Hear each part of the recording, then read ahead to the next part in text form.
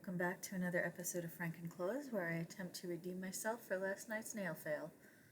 Today we are doing rose quartz nails, although in retrospect, it's kind of more rose marble or agate. It's still a stone. It's close enough. So I've got my press-on prepped with my base coat. You'll notice Janet is no longer with us. Always make sure you have those little nubs at the end of your press-ons filed off if there are any. Sometimes you're lucky and there aren't, but sometimes there's a little plastic cookie and you just want to get it off. So today we're going to be using Madame Glam Rosy Nude. This is an absolutely gorgeous, perfect pale ballerina pink. And for some reason it kind of smells like Laffy Taffy. I don't know, it's got like this sweet candy smell to it, very strange. It's a little too pale for what I had in mind though, so we're going to zhuzh it up a little. We're going to add a little sass with this Azure Jelly Polish. It is called Barbie, appropriately so. It looks a little orangey on camera, but it's actually like a true neon pink jelly. Like, it is neon. I plan on doing a set of neon pink nails this summer, like. And we have Emily, number 11, Emily. I don't know how you pronounce that. This is our white polish. I think I got this off of Amazon. Over in the shot glass over there, I have 91% isopropyl alcohol. You probably don't have to go as high as 91%, but that's what I had lying around, and I feel like it's strong enough for anything, so that's what I'm using. I'm going to be using that to thin out the paint. So we're just going to mix all this up into the perfect shade of Pepto-Bismol pink. It wasn't intended to be Pepto-Bismol, it just kind of happened that way. It's okay if it looks a little intense when you're mixing it up because it is going to be transparent. We're doing very light layers, so don't worry if it looks a little too saturated. Now we're just going to go in and we're going to put slanty sort of chunks on the nail, keeping a little space in between them for little cracks. And it doesn't have to be precise. It's very simple, very mindless. You don't need a fancy brush for it. I'm using a polygel brush, actually, not even a real paintbrush. Just kind of chunk it on there. Don't worry too much about it. You're just creating basic shapes at this point. Just leave a little space in between each one for the light to shine through. So now I'm cleaning off the brush, and now we're just going to dilute the paint in the areas that we blocked off. Just going to thin it out. It's almost like you're painting with watercolor. Just going to dab it on there, let it flow. Make it nice and thin. And you see how it looks a lot paler once it's thinner? That's the effect we're going for. If you feel like you have too much liquid, just dab it off on the paper towel. You're definitely going to need a paper towel for this technique. I'm just going to blend the edges. Let it bleed and flow and go where it will. This is a really, really great technique. Really easy, even for beginners.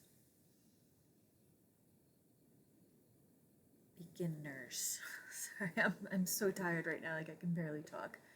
This is the umpteenth time I am recording this, so be patient with my lack of real words. Alright, so we got that all kind of diluted and flowy. Just basic shapes. You want it to look pretty messy and vague at this point. And then we're going to pop it in the lamp. There are going to be a lot of lamp pops in this procedure, so fair warning. The way that you get the transparent stone look is through lots and lots of thin layers, so it's not an unreasonable amount. There's 3 or 4 layers. I've watched this video so many times now, I should probably know, but I haven't been counting, so yeah. Just wait and see. So now we're going in with the white, and we're going to establish where our cracks are. There's probably a joke in there somewhere, don't take that out of context. Just gonna take the white, just kind of scooch it along where you want your crack to be. And then we're going to wind up doing the same thing that we did with the pink, which is just kind of blend it out. Leave some spots a little more opaque than others.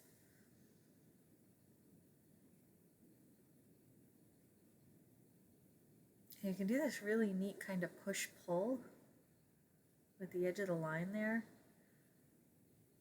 where you can make a really thin, crisp line just by pushing and pulling along the edge. It's really neat because underneath the line it blurs it out and it fades it, but then you get this really, really thin little crack look. I don't know how to describe it, you'll see. This is a really, really relaxing technique. It's so easy.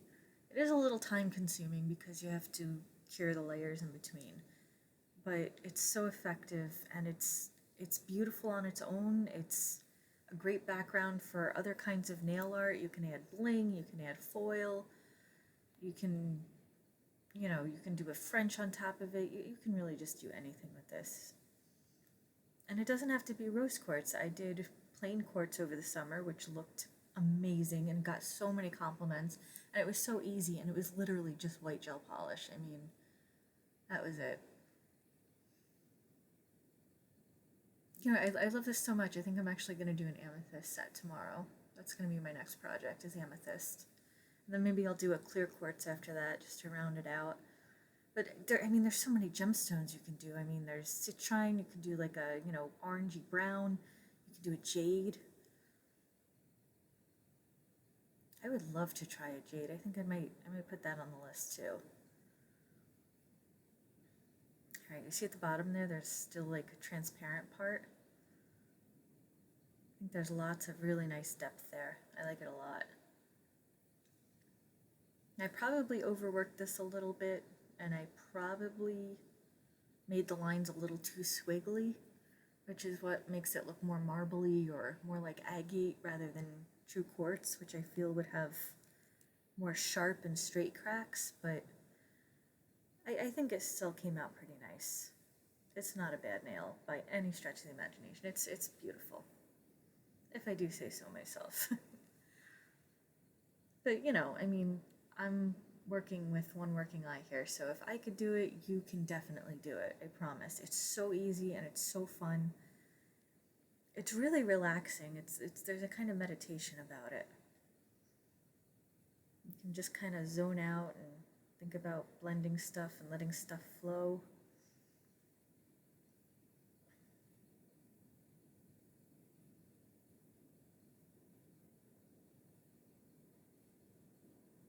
And another cool part, because you're working with gel polish, if there's something that you put on you don't like, you can just wipe it off and start over. As long as it's not cured, you can just whoop, pretend like it never happened and redo it.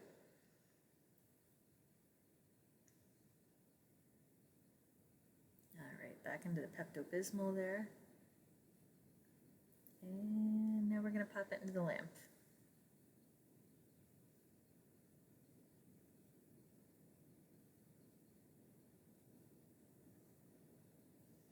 I discovered today that the top coat that I've been using should actually be cured for 90 seconds as opposed to 60. Oh yeah, don't have cat hair on your brush, that's not good. I've been under curing it for I don't know how long now, and I haven't noticed any ill effects. I mean, I don't know. But I did read the back of the bottle today just to double check, and ooh, yikes, good job. So, alright, so we're just going in and adding a little opacity there. A little opacity with the Pepto-Bismol. There's just something so relaxing about these brush strokes. You don't need a steady hand. It's actually better if you don't have a steady hand. You don't need to be perfect. You don't need to be good at it. You don't have to be thinking about real shapes or doing really straight lines or what shadow is cast where. You're not doing letters. You're literally just letting stuff flow and just creating little cracks. It's kind of like a Bob Ross painting. You know, he says, "It's your world, you decide how many trees are in it." Well, this is your stone nail and you decide how many cracks are in it. If you want 1 crack, that's up to you. If you want 5 cracks, that's valid too. You can have your nail looked as cracked or as smooth as you want.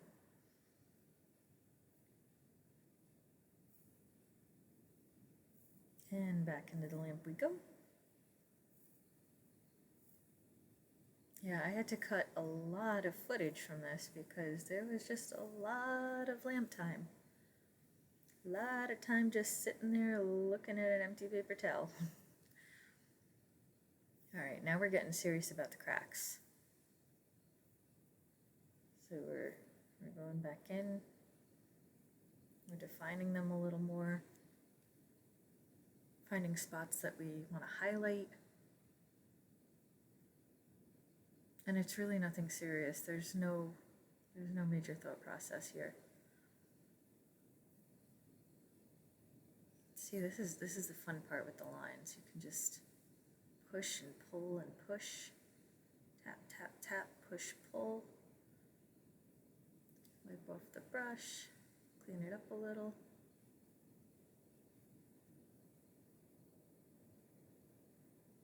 And as you pull the brush down, you're pulling down a little bit of the white and it's adding layers on top of the pink.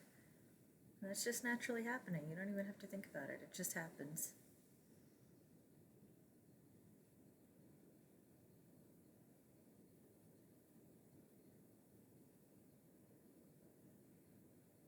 No big brush strokes, just a little tap, tap, tap.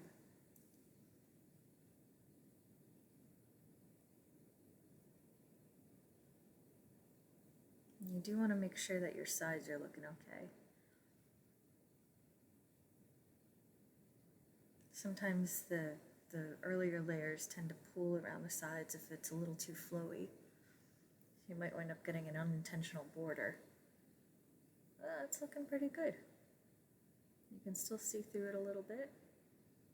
You got your lines, you got your highlights. Lighting situation could be a little better, but I think the color was freaking out the camera.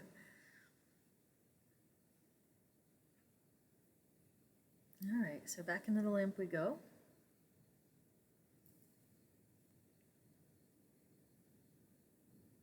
And now here comes a really fun part. We're going to add foil. So if I did not know how foils work, if I didn't know what that was and I was watching this with the sound off, I would be really confused right now. I'd be sitting here going, why is this person taking a piece of garbage and tapping it on top of a nail? That just looks so bizarre.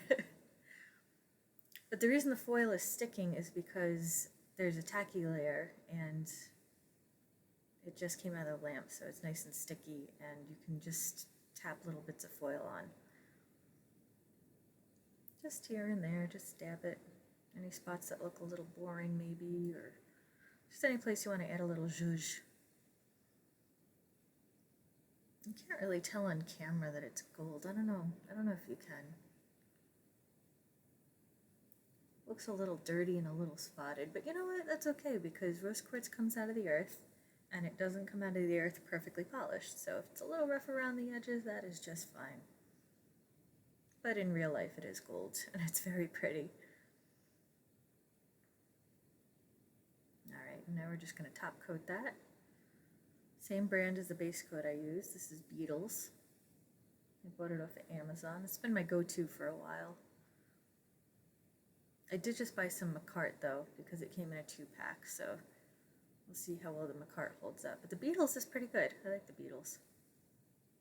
the polish, not the band. I don't like the Beatles, the band. Unpopular opinion, sorry.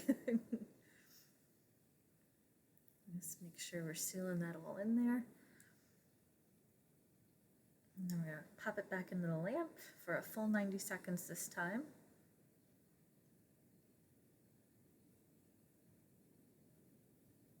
And voila, here we go. Shiny nail, matte nail. Fraternal twins. And here I go trying to awkwardly place them next to each other in an aesthetically pleasing fashion, and I fail miserably. So as I'm doing that, let me give a big shout out to my cousin Amanda. Thank you very much for this glorious microphone I'm using. I'm sorry my voice is cracking. It is 1:34 in the morning, and this is the umpteenth time I've recorded, but I just wanted to say thank you, and thank you to everybody for watching, and I'll be back soon. Probably with amethyst nails. All right, peace out.